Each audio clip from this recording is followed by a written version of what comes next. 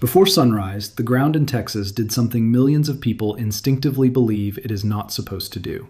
Houses trembled, walls creaked. People woke up confused, then sat upright with the same thought almost everyone has the first time they feel an earthquake in a place they do not associate with earthquakes. Was that really the earth moving? In the Texas Panhandle, the answer was yes, and not just a little. This was a magnitude 5.0 earthquake, shallow, widely felt, strong enough to rattle communities across the region and force scientists to ask a question that is much bigger than one morning of shaking. Why did a quake like this happen here? Why now? And what exactly is waking up beneath Texas? If you stay with me, by the end of this video, you are going to understand why this quake is being treated very differently from an ordinary rumble, why experts are not rushing into a simple answer, and why the most unsettling part of this story is not the number itself. It is what that number may be pointing to. Because Texas can have earthquakes, that part is true. But a quake like this in this part of Texas is rare enough to break people's assumptions, strong enough to force a serious scientific investigation, and strange enough to reopen an uncomfortable debate that has been building for years. Is this a natural release of deep tectonic stress along ancient buried faults? Or did human activity help turn a quiet piece of the Panhandle into a place that can suddenly jolt awake before dawn? The earthquake struck at 5:21 in the morning near Roberts County, about 24 miles south-southeast of Spearman and roughly 60 to 70 miles northeast of Amarillo, depending on the exact reference point used. Its depth was shallow, a little under 6 kilometers, about 3.5 miles beneath the surface. That matters. Shallow earthquakes tend to feel sharper and more violent at the surface because the seismic energy has less rock to travel through before reaching homes, roads, pipelines, and everything people have built above the rupture. This one was felt across a broad stretch of the Panhandle and beyond, with reports extending into parts of Oklahoma and New Mexico. Hundreds of people reported feeling it. Objects shook. Some picture frames fell. Drywall may have cracked in a few places. Pets reacted before people fully understood what had happened. And yet, in another sense, the visible damage was not the real story. The real story started the moment scientists realized how unusual this quake was for this region. Texas has had a lot more earthquake talk over the last decade than most people expected. But most of that conversation has centered on West Texas, especially the Permian Basin, where seismicity has climbed alongside oil and gas activity. This event was different. This was the Panhandle. That is one reason the quake instantly stood out. It struck in a place where earthquakes do happen, but not often enough and not commonly at this magnitude to feel normal. In fact, events at or above this size in the Texas Panhandle belong to a very small historical club. Most known Panhandle earthquakes since the early 20th century have been below magnitude 5.0. Only a few have reached or crossed that threshold. That alone tells you this was not background noise. It was one of the more significant seismic events the region has experienced in modern records. And that is where the mystery begins to deepen. When people hear earthquake, they imagine California. They imagine visible fault lines, dramatic tectonic boundaries, and a state whose identity has long included seismic risk. Texas does not live in the public mind that way. But geology does not care about public imagination. Buried beneath the Panhandle are old structures, deep basement faults, and the remnants of ancient tectonic processes that left behind zones of weakness in the crust. One of the most important features in this story is the boundary between the Amarillo-Wichita uplift and the Anadarko Basin system. That is where many Panhandle earthquakes have historically occurred. These are not tidy surface faults cutting dramatically across the landscape. They are largely subterranean features, old weaknesses in the crust that can remain quiet for long stretches of time and then, under the right stress conditions, move. That point is essential because it immediately rules out the laziest explanation. This quake was not weird simply because Texas is geologically dead and then suddenly shook. Texas is not geologically dead. The Panhandle has always had the capacity for earthquakes. Historical records prove that. The strongest known quake in the region reached roughly magnitude 5.4 near Panhandle, Texas in 1925. Estimates have long suggested that a magnitude between about 5.5 and 6.0 might occur in the region every 50 to 100 years, while something above 6.0 would be much rarer. So the Earth here is capable of moving. Scientists know that. The debate is not whether Texas can shake. The debate is whether this particular earthquake came from the old natural system alone, or whether modern industrial activity changed the odds. And that is the line that makes this story explode in people's minds. Because once you say industrial activity, the next questions arrive instantly. Are we talking about fracking? Are we talking about wastewater injection? Are we talking about drilling too close to buried faults? Are we talking about pressure changes underground that made an already stressed fault easier to slip? The truth is that scientists do not yet have a final answer, but they do have reasons to investigate those possibilities seriously. That is what makes this quake more than a single morning shock. It is potentially part of a larger pattern, one that has already changed the conversation around earthquakes in Texas over the last several years. Here is why that pattern matters. For a long time, Texas was not thought of as a state where magnitude 5 class earthquakes would become part of the modern conversation. Then, seismic activity began to rise in ways that were hard to ignore. A large share of the earthquakes above magnitude 2.5 have occurred since 2020. Some of the largest quakes in state history have happened recently. In West Texas, regulators, researchers, and industry have all had to grapple with growing evidence that at least some of that increase was not purely natural. The leading concern has often been wastewater injection, not necessarily the hydraulic fracturing stage itself, but the disposal of huge volumes of salty produced water deep underground. If that water reaches fault zones and changes pore pressure, it can reduce the friction holding a fault in place and make slipping more likely. That mechanism is not science fiction. It is one of the most important earthquake stories in North America over the last decade and a half. In several regions, injecting large volumes of fluid underground has been linked to increased seismicity. The process does not create faults out of nothing.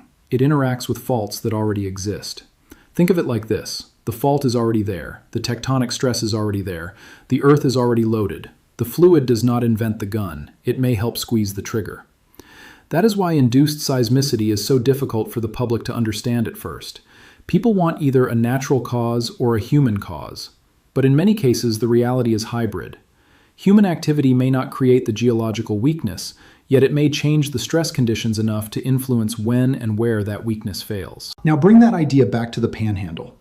Researchers studying the Texas and Oklahoma panhandles have already concluded that the region hosts both natural and possibly induced seismicity. Some clusters appear to be natural, especially in areas with little or no relevant industrial activity nearby. Other clusters have shown links to wastewater injection, hydraulic fracturing, or broader petroleum production. The evidence is not always neat. Older earthquake data often lack the kind of precise depth control scientists would love to have. Some events occurred before dense monitoring networks were in place. And when an earthquake happens in a place where both buried faults and industrial operations exist, separating cause from contribution becomes much more difficult. That is exactly why this new quake is under such close scrutiny. The first reason it raised eyebrows is magnitude. A 5.0 in the Panhandle is not routine. The second reason is location. It struck in an area where experts know there are geologic structures capable of slipping, but where strong quakes are still infrequent enough to feel exceptional. The third reason is timing. It happened after years of heightened attention to earthquake activity in Texas more broadly. And the fourth reason is context. The Panhandle is not empty geology. It is also part of an energy-producing landscape crossed by infrastructure, pipelines, and industrial systems that make any moderate earthquake more consequential than the shaking alone might suggest. That is why local officials reacted the way they did. Even though the early reports suggested no major structural collapse and no immediate injuries, the concern was never limited to whether kitchen cabinets opened or a few items fell off shelves. It quickly turned toward pipelines, pressure checks, buried infrastructure, and whether the quake had stressed systems that do not always show their damage immediately. In a rural region, a moderate earthquake can feel survivable in the moment, while still raising bigger questions about what lies underground and what may have been weakened. The public often focuses on the jolt. Emergency managers focus on what the jolt may have changed. And this is the place in the script where a lot of viewers start asking the wrong question. They ask, was this the big one? But that is not the most useful question. A better question is, what kind of quake sequence are we dealing with, and what does it tell us about the source? Sometimes the most revealing part of an earthquake is not the first shock. It is what follows. A natural tectonic rupture on a buried fault may produce a certain kind of aftershock behavior. An induced event can show a different spatial or temporal relationship to nearby operations, pressure changes, and historical seismicity. Scientists will want to know if there are smaller companion events, whether activity migrates, whether it clusters along a known structural trend, and whether the focal mechanism points toward fault orientations consistent with the deep architecture of the Amarillo-Wichita uplift boundary. That sounds technical, but the idea is simple. Experts are not only asking how strong the quake was, they are asking how the Earth moved, at what depth, on what kind of fault, in what stress regime, and in what larger setting. Was the slip mostly strike slip, where blocks moved horizontally past one another? Was there a normal fault component, where one side dropped relative to the other? Did the rupture line up with known regional structures? And perhaps most importantly for the public debate, did it occur in suspicious proximity to modern industrial activity in a way that makes a purely natural explanation less convincing? This is where the story becomes genuinely gripping, because the answer may not be clean. Imagine two truths existing at the same time. Truth number one: the Texas Panhandle has ancient faults and a long, if relatively sparse, history of earthquakes, meaning the region can naturally produce moderate seismic events. Truth number two: certain kinds of oil and gas activity can alter underground pressures and make some faults more likely to move. Put those together and you get a situation in which a quake can be both geologically natural in its setting and still plausibly influenced by human activity in its timing. That is the uncomfortable gray zone scientists may be investigating here. If that sounds vague, it is only because honest science usually is in the first hours and days after a quake like this. Sensational channels rush to certainty because certainty performs well emotionally. Real investigators move more slowly because the Earth does not always separate its causes into easy boxes. They need waveform data. They need refined locations. They need depth comparisons. They need to examine nearby operations, injection histories, geologic models, and the orientation of regional faults. They may even need time to see whether this event remains isolated or becomes the center of a small, unfolding sequence. The public wants a headline. Science wants a case file. Still, there are some reasons the industrial angle is not just random speculation. In similar contexts, wastewater injection has been linked to seismicity when fluids are placed into deep, porous layers that communicate pressure into pre-existing faults, especially if those faults cut basement rock or sit near critically stressed zones. In parts of the Panhandle and adjacent areas, petroleum development and disposal activity have overlapped with places where earthquakes have increased in the modern era. A detailed study of Texas and Oklahoma Panhandle seismicity found evidence suggesting that some clusters were plausibly tied to wastewater disposal and, in a few cases, possibly to hydraulic fracturing or broader production activity. The authors were careful. They did not say every earthquake there is induced. They said the region contains both natural and possibly induced earthquakes. That balanced conclusion may be exactly the frame we need for this new Texas event. At the same time, there is a powerful argument for caution. The existence of oil and gas activity near an earthquake does not automatically prove that activity caused it. Texas is full of oil and gas infrastructure. If you look hard enough, proximity alone can become a trap. What matters is the geologic and timing relationship. Are the wells deep enough and close enough in a meaningful way? Did injection rates rise beforehand? Is the earthquake depth consistent with pressure transfer into the faulted interval? Are there historical quakes in the same zone predating modern operations? Did the rupture mechanism fit the regional tectonic setup? This is why some experts can suspect an induced contribution while still refusing to claim it as settled fact. That is not weakness, that is rigor. And the historical backdrop makes this quake more dramatic. The Panhandle has seen significant earthquakes before, but not enough to make people comfortable with them. One notable event near Panhandle, Texas in 1925 reached the mid-5 range and remains the strongest known earthquake in the region. Since then, most Panhandle earthquakes have stayed below 5.0. In fact, only a handful have crossed into the truly attention-grabbing category. That means a magnitude 5.0 today does not feel like business as usual. It feels like a reminder that old faults in supposedly quiet places can still move. A reminder that human activity can complicate that picture, and a reminder that what seems geographically unlikely to the public can still be geologically real. There's also something psychologically powerful about the location itself. California shaking almost confirms a stereotype. Texas shaking breaks one. Viewers respond differently when an earthquake hits a place not strongly associated with earthquakes because it creates a sense that the map is changing. The moment people hear Texas and earthquake in the same sentence, the event feels more unusual before they even know the details. That is exactly why the title works. It does not need to oversell. The unusual part is real. The state is familiar. The hazard feels out of place. And the phrase, "scientists are now investigating," tells the audience there is an unresolved mechanism beneath the headline. That unresolved mechanism is what makes people stay. So what are scientists likely looking at first? They will almost certainly scrutinize the earthquake's precise location and depth relative to known subsurface structures. They will compare the event to mapped trends along the Amarillo-Wichita uplift and nearby basin architecture. They will examine the focal mechanism to infer the style of faulting.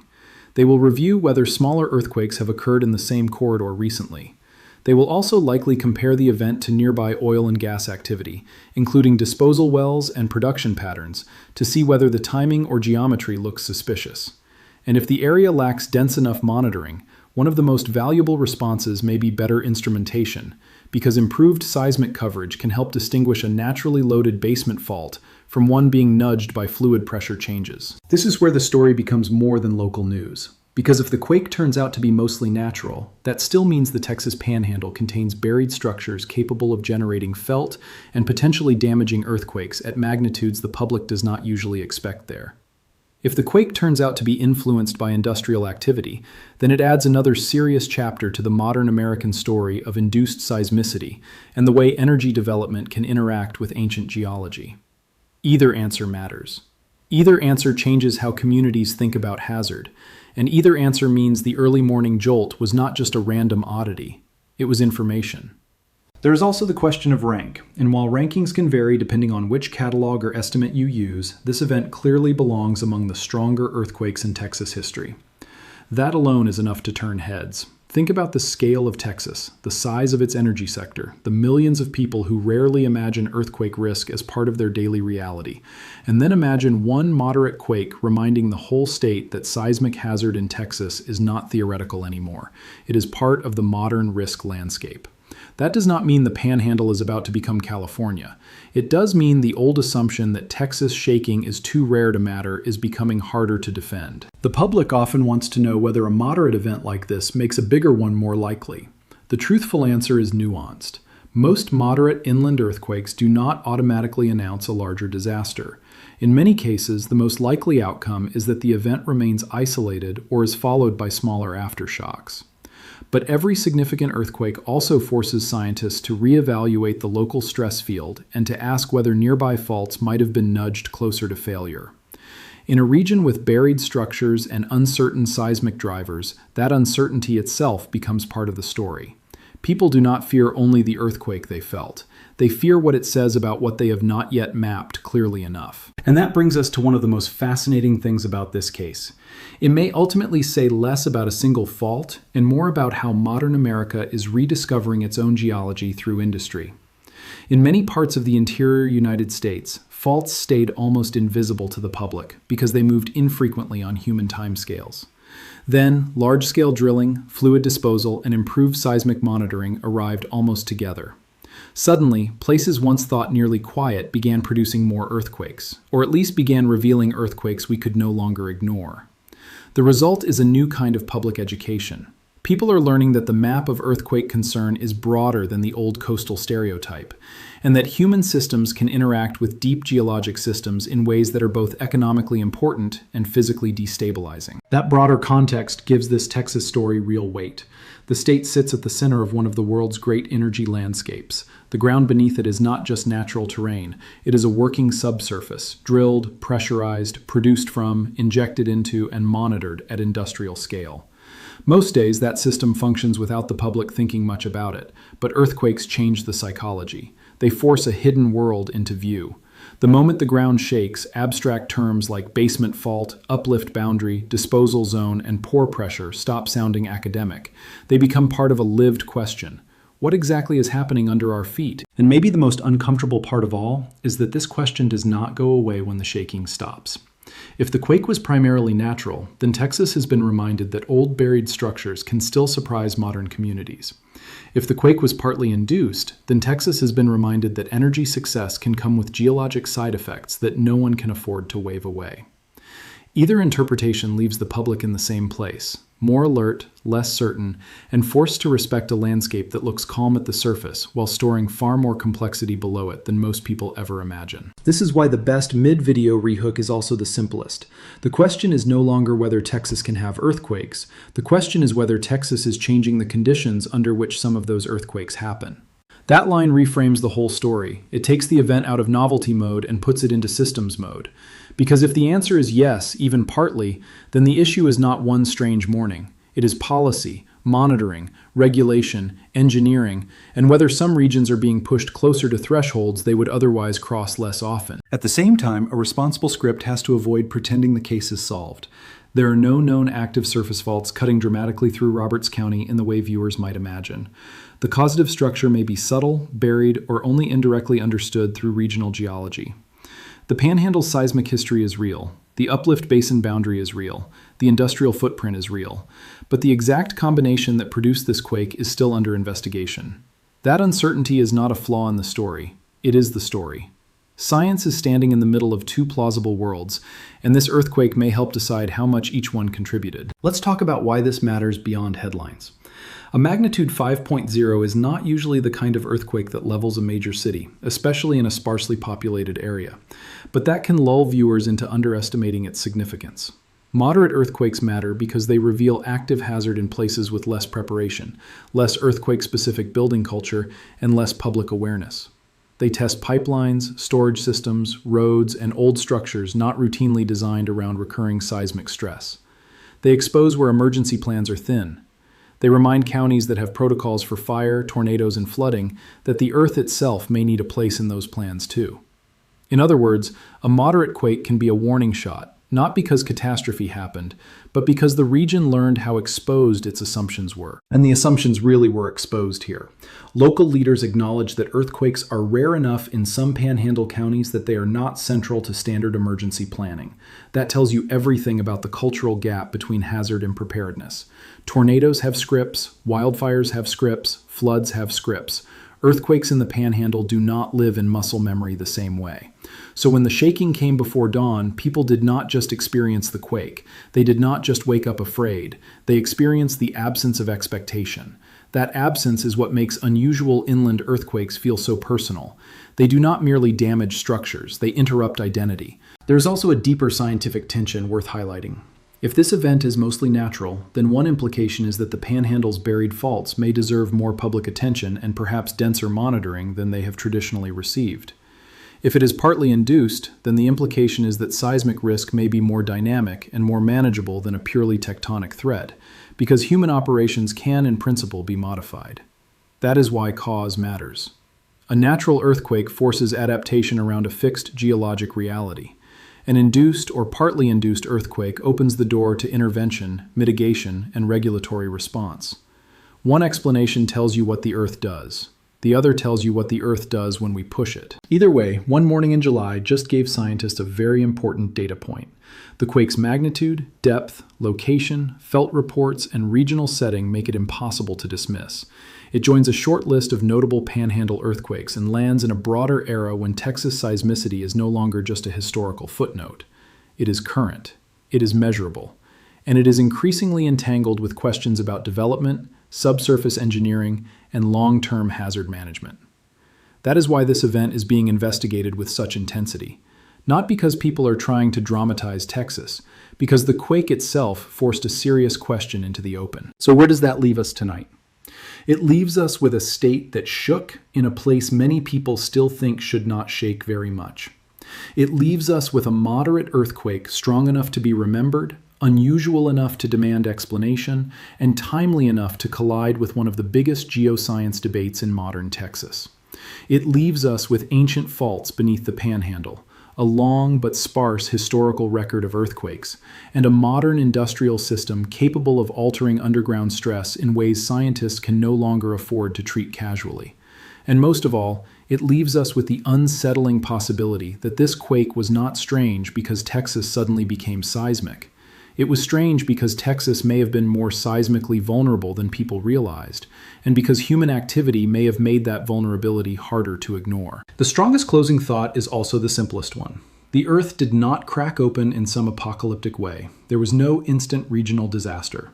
But something important still happened. A quiet assumption died. The assumption that the Texas Panhandle is too far from the usual earthquake map to demand close attention just became much harder to hold. Scientists are now investigating because a magnitude 5.0 in this setting is not just a number, it is a clue.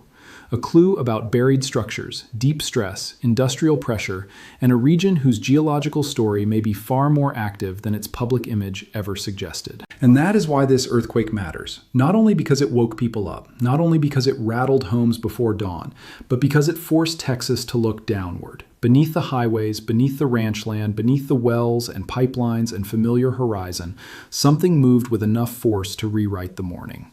Now the investigation begins. Was this the voice of an ancient panhandle fault acting on its own schedule, or was it the sound of modern pressure finally finding an old weakness? That answer may take time, but the question itself is already powerful enough to change how people think about Texas, about earthquakes, and about what can happen when deep geology and human industry occupy the same ground.